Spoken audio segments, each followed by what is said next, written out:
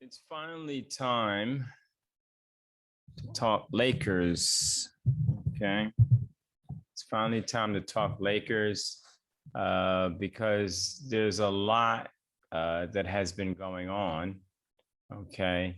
And I haven't been talking, lately about a lot of what's been going on. We've heard a lot of talk about LeBron James. He's the one who made all of the problems. They're accusing him of being the one who made all of the problems, who caused all of the problems with the Lakers. Um, so initially, I think most of the controversy started, or negative talk really started. Um, of course, initially, after they won the NBA championship, the following year, people started to complain about changes, that need to be made. And so Rob Pelinka started to, try to make changes. And obviously, he was trying to make changes to improve the roster. But unfortunately, the roster became worse. And so then he decided to try to make moves again to improve the roster. And it became even worse than it was before. At least before, they still maintained one of the top defensive ratings in the NBA. But once he made changes, then they weren't even one of the top defensive teams in the league. So he didn't improve that. So every time he made changes, actually it got worse. But the last changes that were made in order to get Westbrook, I think that's where most of the people started complaining the most. So the unfortunate side, which I want to talk about, today, is that, everyone was blaming LeBron James, saying that he's the one who messed up the Lakers, and so now if he leaves, he's leaving the Lakers in a bunch of mess that he created. So they're blaming him, blaming Clutch Sports and so forth for the mess. Now, let's be real, because I don't want this video to be too long, but let's be real. Before LeBron James went to the Lakers, they were a mess. They weren't even making it to the playoffs. So when LeBron James went there and orchestrated and pulled strings to try to get AD there in order to win a championship, that was pulled off and a championship was acquired, whether people want to call it a bubble championship or not. I'm quite sure if they didn't win that championship and someone else did, people will be recognizing that other team as though they had a real championship. So whatever the circumstances were to create that situation that allowed them to win the championship, I think we all have to appreciate it is a championship. All of the teams had to undergo the same circumstances. So why didn't they win? You see, so all were under the same circumstances. And, so if the Lakers won, they're the team that came out on top. There was no special favoritism to the Lakers over other teams. All of the teams had to go through the same circumstances. So, so at least Laker fans, and I'm a Laker fan, should appreciate the fact that at least LeBron James was able to orchestrate and be part of winning a championship for the Lakers. All right. Now, what happened after that, now people are blaming LeBron James for the mess that the Lakers are in. Well, let's deal with some facts, all right, and also take a look at what may or may not be facts. First of all, people are blaming LeBron James for Westbrook being there. All of those are assumptions, and of course there's some truth to it, but to say as 100% proof that LeBron James insisted that Westbrook comes to the Lakers. Well, first of all, no one has proof of that. Okay. But we know who is in charge of making those decisions, and that's the front office. That's Rob Pelinka and so forth. They're responsible. But people are acting like just because LeBron James is on the Lakers that, well, yes, we can say that he has to co-sign, he has to approve, he has to agree. But we can't really say that it was him who said, I want Westbrook and do whatever you have to do to get him here. We can't say that, okay, because there's no proof of that. It's hypothetical if someone even tried to say that. And as time goes on, we're starting to actually see that LeBron James actually wanted DeRozan to come. And that DeRozan even saying that if they gave him a third year on the, one more year on the contract, he would have been a Laker.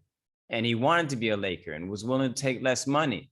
So right there, we're already getting proof that it's the front office that actually prevented DeRozan from coming to the Lakers. So at that point, LeBron James obviously is trying to see, well, what's the other superstar? Who's another person that possibly we can get? Now, we don't know whether it's the front office that said, well, what about Westbrook? And brought that before LeBron James to co-sign or to agree with. But however, we can say all of them were in agreement on getting Westbrook. All right. And AD and LeBron sat down with Westbrook to see if it can work. And they said, well, look, if we all can sacrifice and do whatever is necessary to win, then this can work. So we also have to put some of that on Westbrook, because he's not one that said, no, I'm not going to change. This is how I play and I'm not going to change. And, I don't think if I have to change, it's going to work. No, he agreed. So he convinced LeBron and convinced AD that he will conform and do whatever is necessary in order to win a championship. Okay, so those are facts that we're aware of. We're aware of that Westbrook said he will conform, he will try to change his game, do whatever is necessary in order to win a championship. Okay, so we can't just say that LeBron saw how Westbrook plays and said, that's who we want. No, they sat down with Westbrook and said, look, there are going to have to be some changes that are made in the style of play. Can you do that? Are you willing to do that? And of course, he agreed that he will do that and he's willing to do that. So there's a lot of blame that can be put on Westbrook for even agreeing to that and not making the necessary adjustments in order to make it work. Now, it still may work. There's still some time. And we can see that he has made some changes. But we can't just throw everything on LeBron James as though he is the general manager, as though he is, in charge of basketball operation or something like that there. So obviously the front office wanted Westbrook. Okay, so whether they wanted Westbrook and ran it past LeBron, or whether it was LeBron that suggested, well, what about Westbrook? And the front office agreed to it. Either way, we can see that the front office, when they want to disagree with LeBron, they're able to.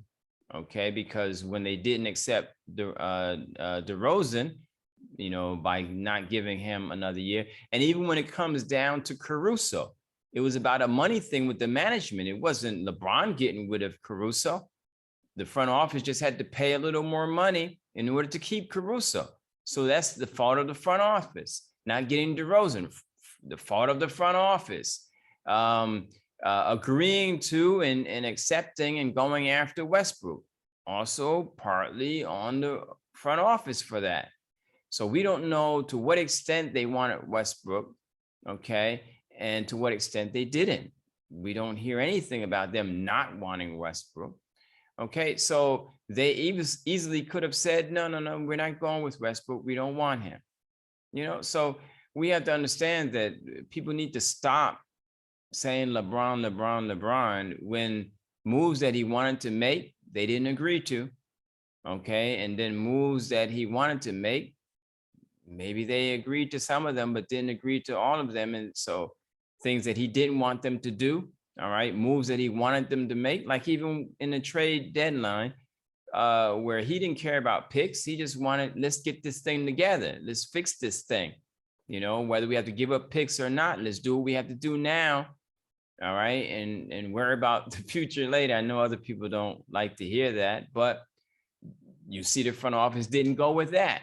So why are we saying like LeBron James has all the power and control over the Lakers if they didn't make a move on the trade deadline and LeBron wanted them to make a move and they decided not to? And when Caruso wanted to stay and they chose not to spend extra money, and when DeRozan wanted to be a Laker, willing to take less pay, but he wanted one more year on his contract, they decided not to do it. So we're, you know, in the media, we're getting all this information as though LeBron James messed up the Lakers and he's still playing at a high level right now. He didn't go sulking and then start playing bad and so forth. You know, he's still playing very well. Okay, so we need to put everything in perspective here and understand that it's not everything. Yes, LeBron James shares in thinking that Westbrook will work. Okay, but other than that, you know, we need to stop saying LeBron James, LeBron James, LeBron James. You know, I know it makes news, it gets people views and so forth, but let's be real. Let's be real. You know, the front office obviously went against many things that he wanted to be done. So don't say the front office doesn't have the ability to go against LeBron James, and don't say that they didn't go against LeBron James. Like I just said, they didn't get DeRozan when DeRozan, then Ty Lue.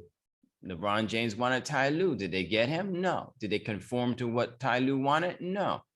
But LeBron James wanted Ty Lue, but they didn't do that. DeRozan. LeBron James wanted DeRozan, but did they accommodate DeRozan in order to get him? No. Caruso wanted to stay, but did they try to keep Caruso by doing what they need to do to keep Caruso? No. Okay. And the trade deadline, did they make any moves when LeBron wanted them to make moves? No. Okay. So now we just say, okay, but LeBron James co-signed for the Westbrook. So now we're acting like not only was it LeBron's fault that Westbrook is there, but it's LeBron's fault all around the condition of the Lakers. No.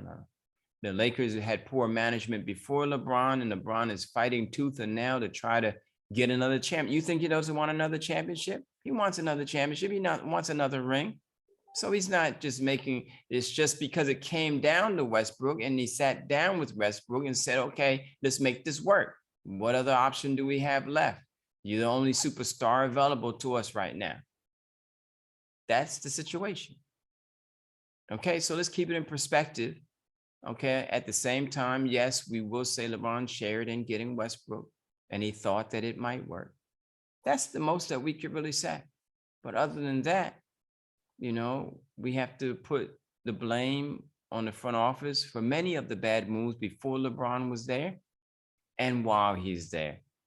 And if he leaves, which I don't think he will, but if he leaves, it's going to be just because he wants to play with his son. But other than that, he's going to try to stay there and make it work unless the Lakers front office no longer tries to work with him, then he might be deciding to leave because of not being able to make it work there. But if they conform and try to do what he wants to be done in order to win another championship there, then it'll stay. But do you think if he left that the Lakers are going to become better? Really? People didn't want to come to the Lakers before LeBron was there, after Kobe. And you think when LeBron leaves that people are going to want to go there, seeing what the Lakers have done and so far before LeBron and after LeBron? Don't act like that. Don't act like that. No one wanted to go to the Lakers and LeBron went. And then he was able to pull strings to get AD there. Okay. And also he wanted to get Malik Monk there and they got him there. Okay. So please keep everything in perspective and don't become people who are just fueling the fire for Skip to continue to attack LeBron James. Yes, he does share, like I said, in co-signing for Westbrook, but he thought that it may work. And when he realized it wouldn't, he wanted some moves to be made. That's it. I have nothing else to say. I don't want this video to be much longer than it is. but let's just keep everything in perspective. Thanks for tuning in. Don't forget to give a thumbs up, a like, and to subscribe.